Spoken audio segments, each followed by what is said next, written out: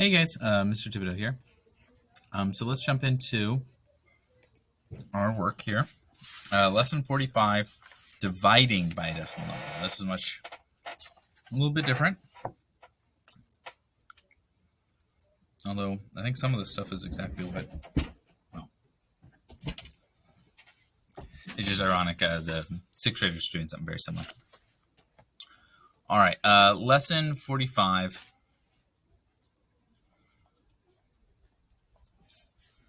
All right, so the new concept here is not just dividing where the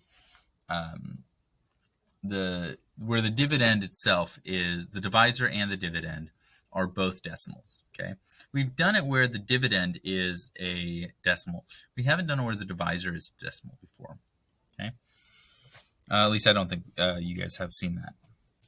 So if I was doing, the, let's try and get it so that's straight for you guys. If I was doing 25 divided by 200, right? That's pretty easy. 25 goes into it 8 times, perfect, 0. Okay.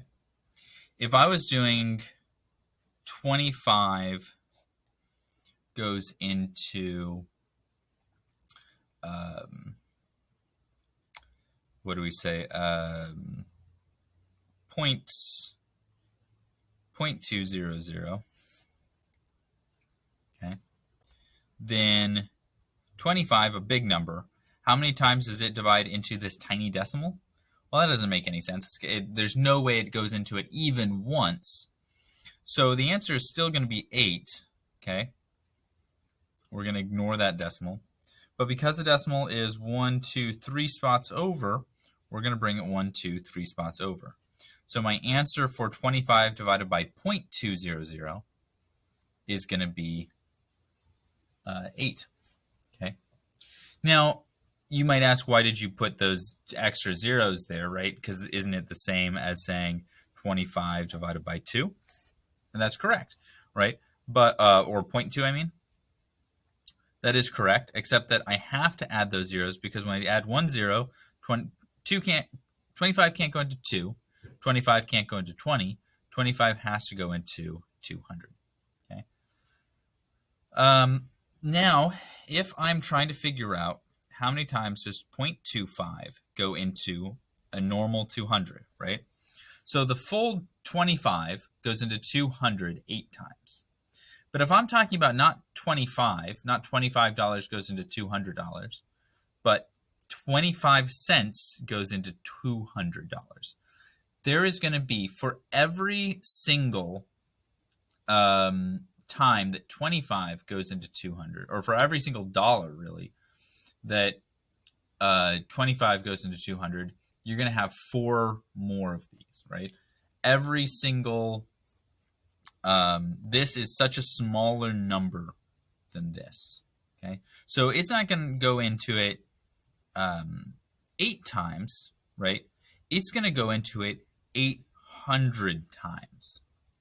There is 800 quarters in $200. Okay, so the interesting thing about this is when we have the decimal here, we're ultimately going to divide into it normally. We're going to do 25 divided by 200.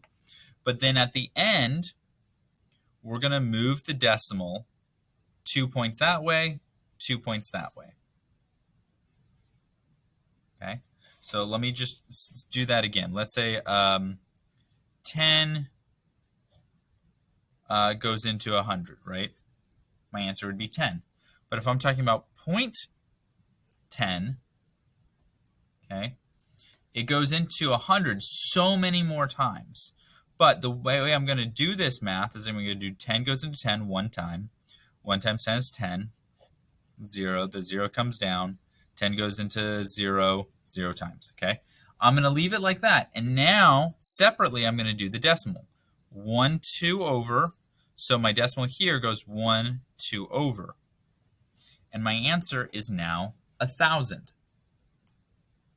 Okay.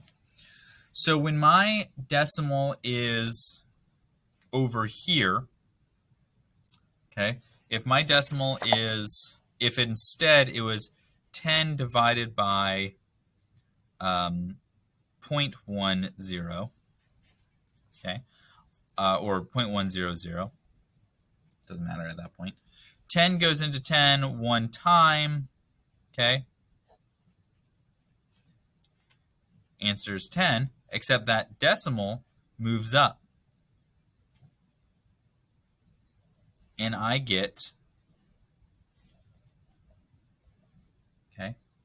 So the way I want you to do this, when we combine both of these, is the decimal for the divisor. I'm saying that right. The divisor is the, they're going to show you a different way to do it, but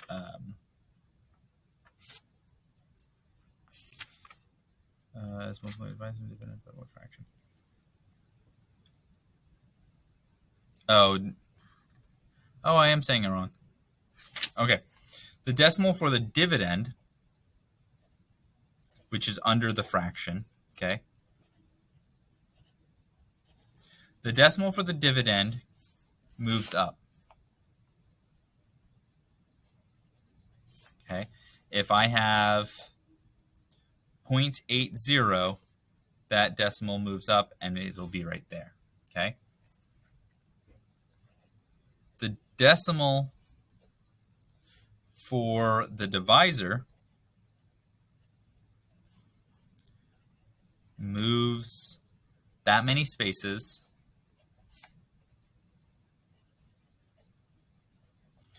to the right. Okay? So when we have, how many times does 0.25 go into 2.00? Okay, going back to our initial example. We have the 0.25 going into the 0.200.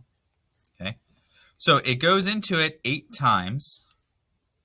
Okay, now this decimal moves up to here. But then my second decimal, this one over here, moves 2 to the right, which moves this 2 to the right.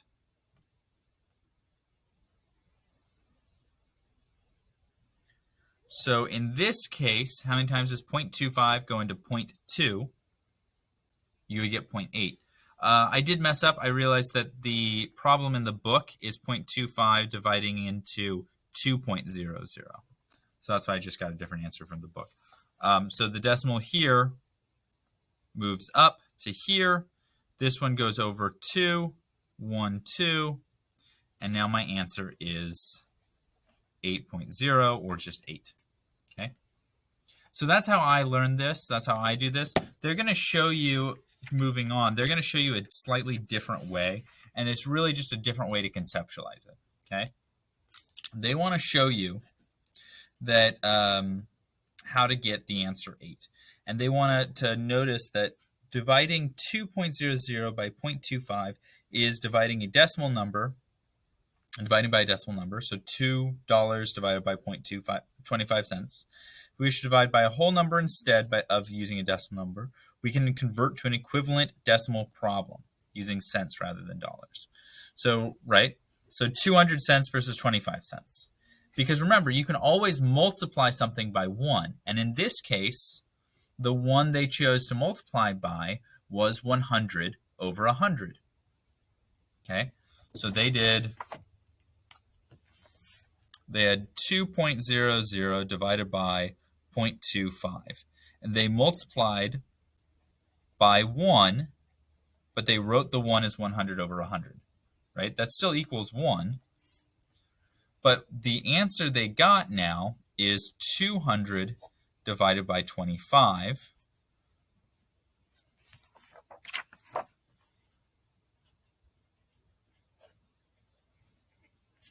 Okay, because that's easier to work with. So keep that in mind, okay? So if we want to divide 1.36 by 0.4, we have 1.36 divided by 0.4. We can change the divisor to the whole number 4 by multiplying both the dividend and the divisor by 10. So now you have a whole number and just one decimal. Okay, so their way of dealing with this is using the identity principle of multiplication to turn it into a single decimal problem. Okay, now what I showed you with my rule, that the decimal for the dividend moves up and the decimal for the divisor moves to the right. Okay, and oftentimes that cancels each other out a little bit. Okay, this one moves up. Okay, so it's 2 over, and this one moves over 2. Okay, they're showing you that you can also, if you would rather, simply turn it into a problem that you already know how to do.